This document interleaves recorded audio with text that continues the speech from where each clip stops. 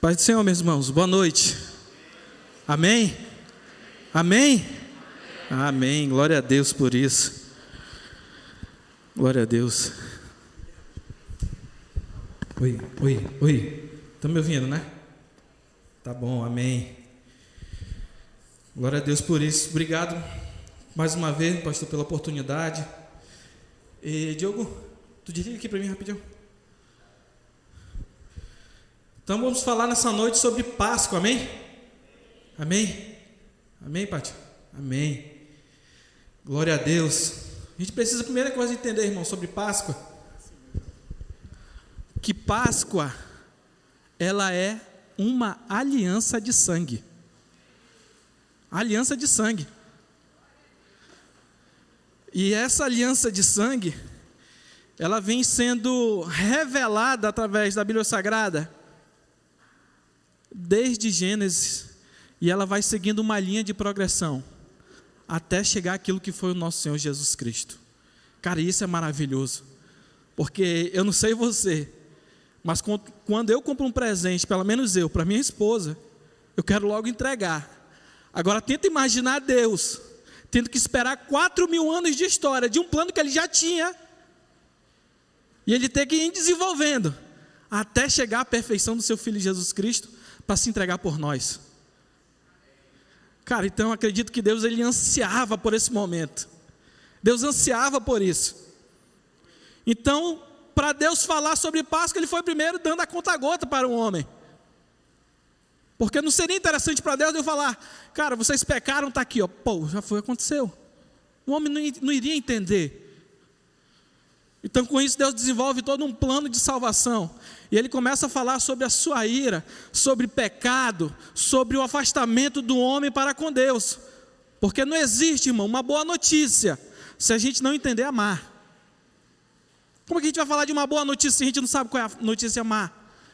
Então Deus vai desenvolvendo isso em toda a história, no decorrer da história humana. E interessante que falar de Páscoa é falar de esperança. É falar de uma aliança inquebrável de Deus para com o homem, da parte de Deus. É uma aliança irrevogável. Então, falar de Páscoa, eu consigo entender claramente uma Páscoa já descrita lá em Gênesis capítulo 3, 21. Abra aí. Gênesis capítulo 3, 21. E aqui eu consigo extrair o primeiro princípio bíblico acerca da Páscoa. Entendendo que Páscoa, ela se trata de proteção e livramento. A Bíblia vai falar em Gênesis capítulo 3, verso 21 assim, ó. E fez o Senhor Deus a Adão e a sua mulher túnicas de pele e o vestiu. É de ciência dos irmãos que não existia máquina de costura naquela época. Não tinha um tecido de uma seda. Apesar de Deus trazer à origem coisas inexistentes com seu poder. Porém, ele usou de um artifício que foi o quê? Matar um animal para que ele pudesse vestir um homem. E aqui a gente vê o princípio da Páscoa estabelecido, que é a morte de um animal, a morte de um cordeiro pascal, em detrimento ao pecado alheio. Então isso aqui já é Páscoa. Sangue inocente derramado pelo pecado humano. Isso é Páscoa, Gênesis capítulo 3, verso 21. E não obstante disso, Deus cerra o jardim, Deus fecha a passagem do jardim, que a gente sabe. Porque o homem comeu da árvore do conhecimento do bem e do mal. Porém, no jardim tinha a árvore da vida. Então, para que o homem não estenda a sua mão e coma da árvore da vida, Deus tranca o jardim. Então, com isso, a gente vê a Páscoa. Deus vestindo o homem e tirando o homem do jardim, como livramento e proteção. Então, Páscoa é livramento e proteção. Glória a Deus, irmãos. Amém? Amém. Páscoa, entenda, Páscoa também é a provisão de Deus. Segundo aspecto que eu consigo ver na Páscoa. Páscoa, ela é provisão de Deus. Abra sua Bíblia em Gênesis capítulo 22. Gênesis capítulo 22, verso 1 a 2. Diz bem assim, ó. E aconteceu depois dessas coisas que provou Deus a Abraão e disse: Abraão, e ele disse: eis-me aqui. e disse: toma agora teu filho, teu único filho Isaque, a quem amas, e vai-te à terra de Moriá, e oferece ali em holocausto sobre uma das montanhas que eu te direi. Verso 10: estendeu Abraão a sua mão e tomou o cutelo para imolar o seu filho. Mas o anjo do Senhor lhe bradou desde o céu e disse: Abraão, Abraão. E ele disse: eis-me aqui. Então disse: não estendas a tua mão sobre o moço, e não lhe faça nada, porquanto agora sei que temes a Deus, e não me negaste teu único filho. Então levantou Abraão os olhos, e olhou, e eis um carneiro detrás dele, travado pelos seus chifres no mato. E foi Abraão, e tomou o carneiro, e ofereceu em holocausto no lugar de seu filho. Então tenta entender que Abraão ele ia sacrificar o seu filho. Abraão teve 2 filhos, Ismael e Isaque. Mas o filho do amor que a Bíblia vai falar, o filho a quem Abraão amava, era o Isaque, era o filho da descendência, o filho da semente. E Deus pediu aquilo que Abraão tinha de mais importante. E Abraão, a Bíblia vai falar que ele creu contra a esperança, lá no capítulo de Romanos.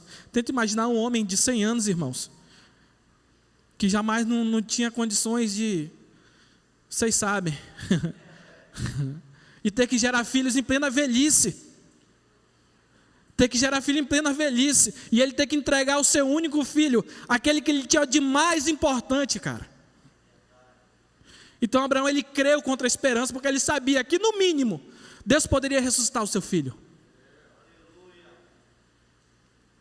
Então entenda, a Páscoa também, ela é provisão de Deus. Páscoa, ela é proteção e livramento. Páscoa também é provisão de Deus, é o segundo princípio que eu vejo. Então Deus vem nos ensinando como mestre, aos poucos, começou com Gênesis, lá livrando o homem. E aqui ele vem com provisão. E o terceiro aspecto da Páscoa, eu consigo enxergar isso de forma clara, lá em Salmos capítulo 105, verso 37, mas não abra não, deixa eu primeiro te dar o contexto da história. A gente vê que depois de Abraão, ele recebeu uma promessa, que ele seria pai de multidões de uma nação. Porém, a gente vê que Abraão gerou Isaque, Isaque gerou Jacó, Jacó gerou seus 12 filhos, e um desses filhos era José. José foi vendido por seus irmãos como escravo. Porém, lá no Egito, ele conseguiu o favor, ele foi comprado. E ele trabalhou na casa de Potifar, foi acusado injustamente, caiu na prisão. Na prisão traduziu o sonho de um copeiro. E a Bíblia vai nos falar que de repente um cara que era prisioneiro, ele virou o segundo governador do Egito. Somente abaixo de Faraó. Então nós vemos uma promessa de Deus a Abraão. Gênesis capítulo 15, abra aí rapidinho. Gênesis capítulo 15. Olha a promessa que Deus tinha dado para esse homem. Gênesis 15, 13 diz assim a palavra de Deus: então disse a Abrão: saibas de certo que peregrina será a tua descendência em terra alheia, e será reduzida à escravidão, e será afligida por 400 anos. Mas também eu julgarei a nação a qual ela tem de servir, e depois sairá com grande riqueza, e tu irás a teus pais em paz de boa velhice, e serás sepultado. Vou repetir o texto 14, ó. Mas também eu julgarei a nação a qual ela tem de servir, e depois sairá com grande riqueza. Deus deu a promessa para Abraão, ele falou bem assim, ó, cara, a tua descendência, ela será peregrina, mais exclusiva aqui no Egito, em terra alheia. Porém, quando vocês saírem de lá, vocês vão sair ricos. Vocês vão sair ricos. Então, Páscoa, ele está falando aqui de restituição. Um povo que foi tratado como escravo durante 400 anos, quando eles saem do Egito, eles saem ricos, é o que a palavra de Deus está dizendo.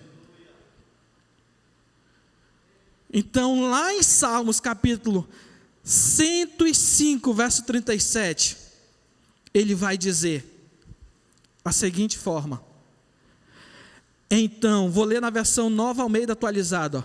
Então, Deus fez sair o seu povo. Salmo 105, 37. Então, Deus fez sair o seu povo com prata e ouro. E entre as suas tribos não havia um só inválido. Preste atenção. Entrou 60 pessoas no Egito com José. 400 anos depois, saíram 2 ou 3 milhões de pessoas. Agora tenta imaginar a Bíblia falando que nenhum de lá saiu inválido. Você sabe o que é inválido? Saiu fraco, saiu doente. De 2, 3 milhões de pessoas que existiam na época, nenhum saiu inválido por causa que era subjugado. Isso é milagre de Deus ou não é? A Bíblia está falando que nenhum saiu. Lá em Êxodo capítulo 12, verso 35, ele vai trazer uma luz para a gente muito clara do que foi esse processo de libertação. Êxodo 12, versículos 35 e 36, vai falar assim, ó. Fizeram, pois, os filhos de Israel, conforme a palavra de Moisés, e pediram aos egípcios joias, prata e joias de ouro e roupas. E o Senhor deu ao povo graça aos olhos dos egípcios. E eles davam o que pediam e despojaram os egípcios. Isso aqui aconteceu na 10ª praga. Quando foi instituído a Páscoa. Quando a Páscoa ela foi pegando uma nova progressão. Que apontava, sempre apontou para o cordeiro. Páscoa sempre apontou pela morte de um cordeiro. E aqui não é diferente. Então aqui nessa linha sacrificial que teve, tenta imaginar o que seria 3 milhões de pessoas ter que oferecer sacrifícios. Vamos supor que numa casa devia ter no máximo 10 pessoas, no máximo estourando. Então 3 milhões de pessoas seriam mais ou menos 300 mil cordeiros sacrificados. 300 mil cordeiros mortos, numa noite. Numa noite. Então, aqui eu já trago o 4º princípio também. Páscoa, ela é, na verdade, o sangue é a mensagem da Páscoa. O sangue é a mensagem da Páscoa. O interessante, eu imagino, cara, que Deus tendo que falar isso para Moisés, cara. Moisés, ó, pega da família dos judeus, um cordeiro representando a sua família, mate ele, e passa o seu sangue nos umbrais das portas, porque nessa noite, à meia-noite, o anjo da morte irá passar, e irá matar todos os primogênitos, exceto na casa que tiver o sangue. Então Moisés teve que explicar para todo o povo. Então tem que imaginar 10 pessoas numa casa, que era o máximo, vamos supor. Então, 300 mil cordeiros, uma conta fraca, vamos supor que não é tudo isso, 200 mil que seja, mas foi muito cordeiro morto, meus irmãos, foi muito cordeiro morto. Agora o interessante é que o sangue aqui, ó, foi passado no umbrais das portas, justamente para que os primogênitos de Israel não fossem mortos pelo Senhor. Então Páscoa, ela é uma aliança de sangue. Ela é uma aliança de sangue. E aqui em Êxodo, ele vai falar sobre essa passagem no anjo da morte. Ela vai falar sobre a forma como Deus ele teve misericórdia sobre a opressão do povo do Egito que tinha contra o povo judeu. E aqui mais um 6º princípio, e praticamente o último, e eu já estou quase terminando. 6º princípio que eu vejo na Páscoa: avivamento. Avivamento. Abra sua Bíblia em 2 Crônicas, capítulo 30. A Bíblia vai falar depois desse período que o povo de Israel passou no deserto. Depois veio a época dos juízes, veio a época dos reis. E veio um rei chamado Ezequias. Na verdade foram 2 reis, Ezequias e depois o seu posterior chamado Josias. Ezequias começou o seu reinado com 25 anos de idade. menino novo, reinou durante Israel durante 29 anos. E a Bíblia vai dizer que esse homem ele fez o que era reto diante do Senhor, conforme fizera Davi. Ele foi um dos responsáveis para que Israel fosse restaurado. E o mais interessante que me chamou no texto é que esse cara, esse rei, ele levou uma nação inteira ao arrependimento. Uma nação inteira ao arrependimento. Lá em 2 Crônicas, capítulo 30, verso 20, vai falar bem assim. E aqui eu vejo uma Páscoa aqui surreal, velho. Porque nós vemos a Páscoa como livramento de Deus. Nós vemos a Páscoa como provisão, como restituição e cura física. Nós vemos a Páscoa com o sangue derramado. Porém, nós vemos a Páscoa também como avivamento e cura de emoções. 2 Crônicas, capítulo 30, verso 20, vai dizer assim, ó. Ouviu o Senhor a Ezequias e sarou o povo. Ouviu o Senhor a Ezequias, outra versão, e sarou a alma do povo. Cara, nós temos um tempo muito propício para que eu e você sejamos sarados na nossa alma, cara. Páscoa, ela não é somente uma esperança. Ela só não é uma esperança física, sobre cura física. Mas também ela é a chegada de Jesus em nossos corações para curar a nossa alma ferida, velho. Nós estamos num tempo praticamente propício a isso. Porque nós estamos no meio de uma pandemia. De pessoas que estão com corações destruídos. Talvez sem emprego. Talvez sem condições nenhuma de se sustentar. Não tem condições nenhuma, talvez, de ter uma alegria no rosto, por causa do contexto em que estamos vivendo, por causa de morte de parentes, por causa de morte de pessoas. Ou talvez a pandemia veio e deu uma esfriada na galera, porque talvez você não tenha vindo ao templo, você se acostumou a vir ao templo, receber de Deus, fechar um templo, você talvez deixou de buscar Deus. Então nós estamos num contexto de cura e de sarar da nossa alma, velho. Nós temos no tempo propício para isso. Lá em 2 Reis, capítulo 23, verso 21 e 22, vai dizer bem assim, sobre o rei Josias. O rei Josias deu a seguinte ordem ao povo: celebrem a Páscoa do Senhor, seu Deus, como requer este livro da aliança. A Páscoa não havia sido celebrada dessa forma desde o tempo em que os juízes governavam Israel, nem nos dias dos reis de Israel e Judá. Então tenta imaginar que Deus foi falar desse rei, Josias, e ele falou que em nenhuma época foi comemorada uma Páscoa tão bonita como esse rei comemorou. E essa Páscoa ela trouxe avivamento e cura para Israel. Cara, talvez para um judeu que não tenha Jesus Cristo, eles comemoram a Páscoa de um formato. E aqui eu já quero finalizar e pode ficar de pé em nome de Jesus. E a gente já nós vamos orar por você. Talvez um judeu ele só crê na Páscoa como um processo de libertação. Mas para nós que servimos a Cristo, nós entendemos o plano de Deus claro.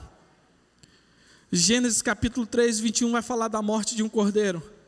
Em João capítulo 3 vai falar que João Batista, quando ele fala, eis o cordeiro de Deus que tira o pecado do mundo. Então Jesus foi o cordeiro que de forma rudimentar lá em Gênesis foi morto. Para que 4.000 anos depois o seu próprio filho fosse morto. O que falar de Abraão e seu filho? Cara, a humanidade estava condenada por Deus. A humanidade inteira estava condenada por Deus. Mas Deus, em sua rica misericórdia, Ele impede que Isaac seja morto. Isaac, ele vai apontar para a humanidade. Isaac vai apontar para a humanidade.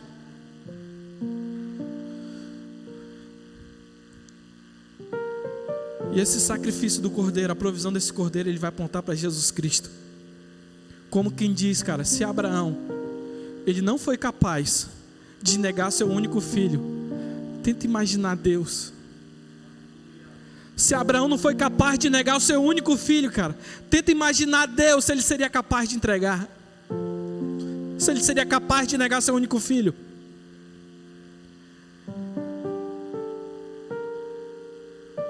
Páscoa é tempo de cura, de emoção, de conserto e arrependimento. Eu sei que muitos de nós aqui, nós somos tirados do Egito. Muitos de nós. Todos acreditam que a grande maioria tem a Jesus Cristo como seu único Salvador. Porém, assim como Israel, talvez o Egito ainda esteja dentro de nós.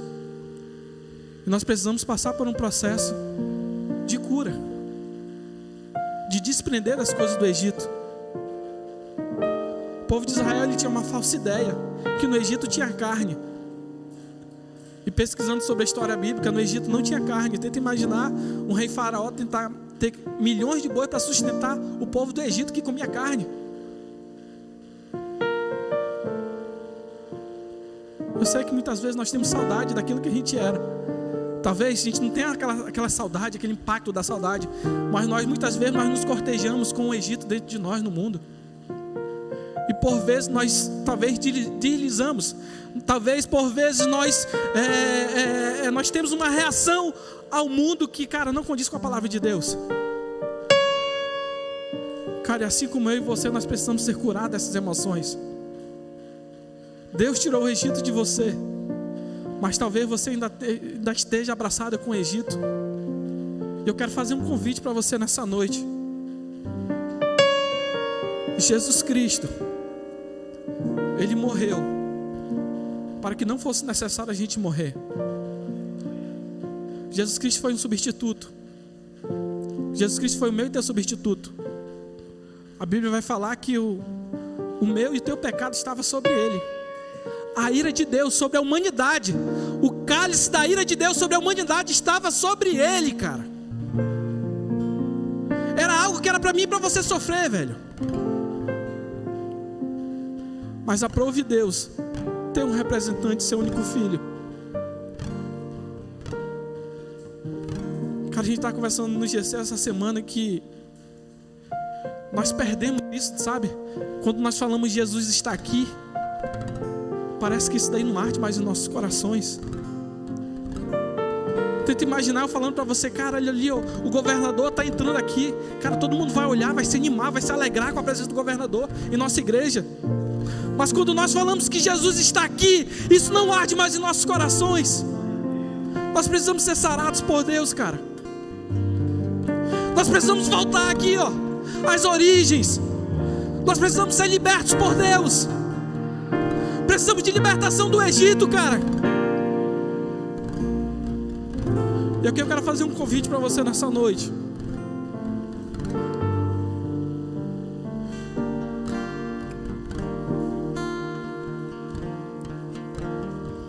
Cara, eu uso muito Pedro nesse exemplo. Pedro foi um cara que passou 3 anos com Jesus. Mas em 3 dias da sua vida, parece que a vida dele desandou de água abaixo. Pedro teve um momento que ele falou para Jesus Cristo, e ele fala para ele que ele é o Filho de Deus. Jesus Cristo abraça ele, mas no mesmo outro momento ele fala, cara, não, tu não vai morrer não, Jesus. Jesus Cristo vai repreender ele, aparta de mim, Satanás. Depois a gente vai ver um Pedro que estava com Jesus também, mas de repente Jesus começa a falar, Pedro, tu vai me negar, cara. Tu vai me negar. Tu vai me negar. E em menos de 24 horas Pedro negou a Jesus 3 vezes. Se você for ver no relato bíblico, quando Jesus Cristo estava sendo crucificado, Pedro não estava lá. João estava, mas Pedro não estava. Pedro era o discípulo de Jesus, cara, mas ele não estava no ato de crucificação do Cristo. Pedro negou Jesus 3 vezes. Não ficou para ver a crucificação. Então tenta imaginar a alma de Pedro esfarelada por causa disso. A Bíblia vai falar que Jesus Cristo ressuscitou ao 3º dia. E Jesus foi ao encontro dos discípulos. A Bíblia relata no momento que eles estavam, 2 discípulos a caminho de Emaús, e de repente Jesus parte o pão e chega na casa deles e parte o pão. Eles reconhecem Jesus, beleza. Tem um momento também que Jesus Cristo vai no meio dos discípulos numa sala e se apresenta a Tomé. Jesus Cristo se apresenta a 2 mulheres na jardim da tumba. Cara, então Pedro ele tem uma atitude. Eu vou pescar, e ele chama os discípulos. Quando a Bíblia fala que Pedro vou pescar, ele está falando, eu vou abrir mão de tudo que eu fazia com Jesus e vou voltar àquilo que eu fazia antes, que era a pesca. Então tenta imaginar um cara que estava destruído. Mas a Bíblia vai falar que Pedro chamou os discípulos para pescar lá em João capítulo 21. Em João capítulo 21.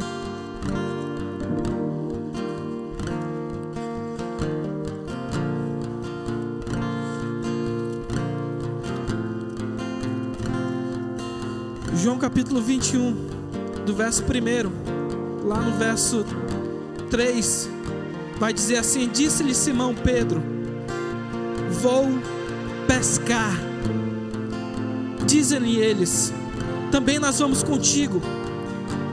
Foram e subiram logo no barco, e naquela noite nada apanharam. Isso aqui eu vejo uma replicação de Lucas capítulo 5. Lucas capítulo 5 fala da primeira pesca maravilhosa dos discípulos, no qual os discípulos passaram a noite. Jesus Cristo falou: lance a rede do lado direito, e lançaram, e eles pescaram.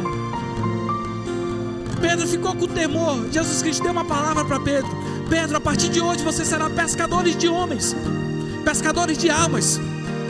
Mas o mesmo discípulo que Deus, sim, Jesus Cristo tinha falado com ele, voltou a pescar depois da sua morte, porque a sua alma estava esfarelada, velho. Cara, com certeza tem Pedros no nosso meio nessa noite. Tem pessoas que estão precisando de uma cura de Deus. Tem pessoas que estão precisando de uma transformação no caráter.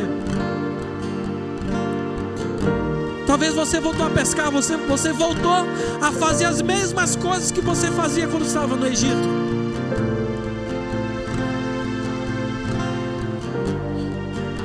Assim como Jesus foi em direção de Pedro, cara, Jesus ele está indo na direção de você nessa noite.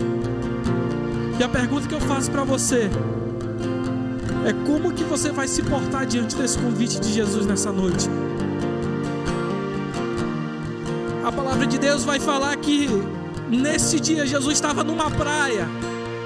No dia que Pedro resolveu pescar, Jesus estava numa praia.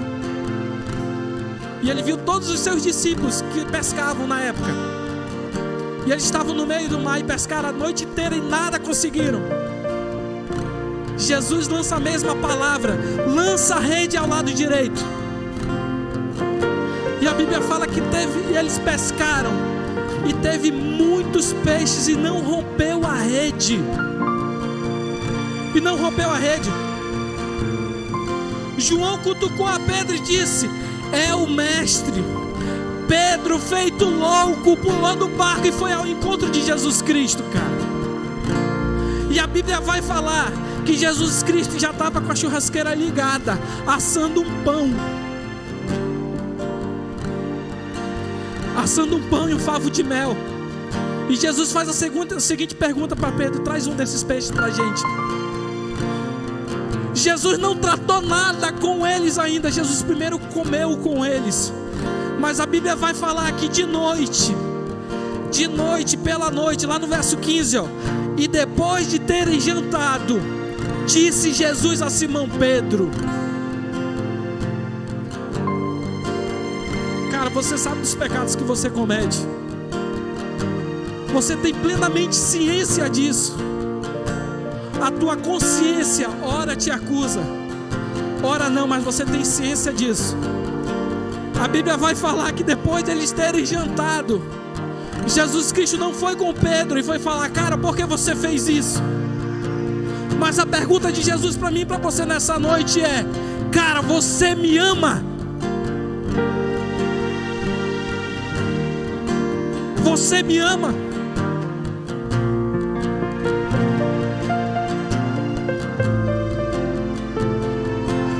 Simão Pedro, ele vai ter uma resposta quanto a isso.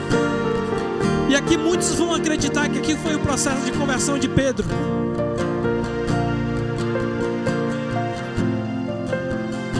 E eu quero orar por você nessa noite, aos Pedros que estão aqui. Quero orar nessa noite aos Pedros que estão aqui. Então, aos Pedros que estão aqui, se manifeste na sua oração, em nome de Jesus Cristo. Aos Pedros que estão aqui nessa noite, se manifeste em suas orações, em nome de Jesus Cristo. E o Senhor Jesus Cristo está fazendo a pergunta para você nessa noite: você me ama? Pedro vai falar para Jesus: sim, Senhor, eu te amo. E a resposta de Jesus Cristo é: apacenta as minhas ovelhas.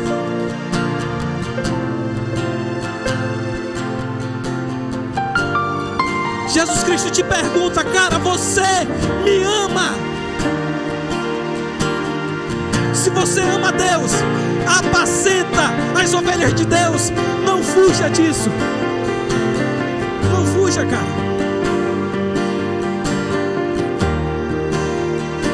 Pedro, pela terceira vez, ele vai falar triste. E ele vai falar: Senhor, tu sabe de tudo. Tu sabe que eu te amo.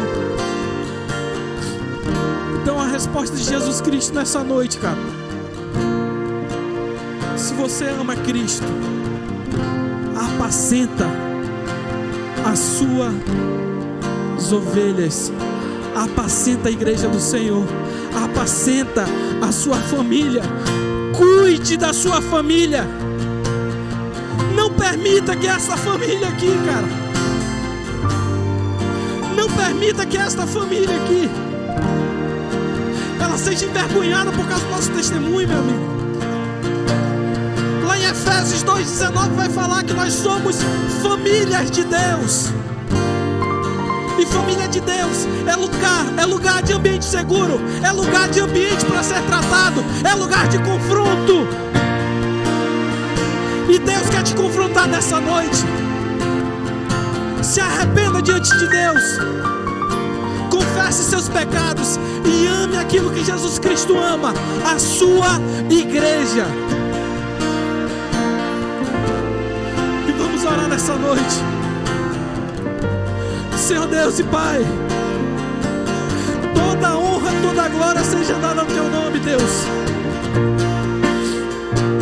Pai, nós estamos numa noite, Deus, de provisão, de libertação, Deus. Nós estamos aqui, Pai, num local, Pai, aonde a aliança de sangue de Jesus Cristo, através do seu sangue, Pai, foi derramada em nosso favor, Deus. Nós estamos aqui, Pai, em lugar de restituição, Deus. No lugar de restituição, Pai, de alinhamento. No lugar de restituição, Deus, de conversa. No lugar de restituição de ambiente seguro, Pai. E nós cremos, Deus, que o Senhor tem feito, Pai, da tua casa família. E como família, Deus, pela tua misericórdia, nós queremos amar aquilo que o Senhor ama, a sua igreja. Então, em nome de Jesus Cristo, Pai, implanta em nossos corações, Pai, verdadeiro arrependimento, verdadeiro, Pai, contrição de coração, que venhamos nos arrepender de nossos erros, Pai. Tem misericórdia de nós, Jesus. Tem misericórdia de nós, Pai. Olha com nós, olha para nós, Senhor, com um olhar de misericórdia, Senhor. Sara-nos, Pai. Reaviva-nos, Senhor. Realinha, Senhor, teus planos, Pai. Em nome de Jesus Cristo, Senhor, nós te pedimos, Pai. Arde em nós, Pai. Arde em nós outra vez, Senhor. Levanta todos os Pedros, Pai, que voltaram a pescar, Deus. Levanta todos os Pedros, Senhor, que foram dar uma volta no Egito, Pai. Restaura nossos corações. Restaura nosso ser, Pai. Restaura nossa comunhão em nome de Jesus Cristo, Deus. Louvado seja o teu nome, Deus. Muito obrigado pela tua palavra. Guarda, Pai. Mantenha-nos, Pai, íntegros em teu nome. E o teu nome seja louvado nessa noite. Para todos sempre, em nome de Jesus Cristo. Glórias a Deus. E aplauda o nome do Senhor. Amém, gente.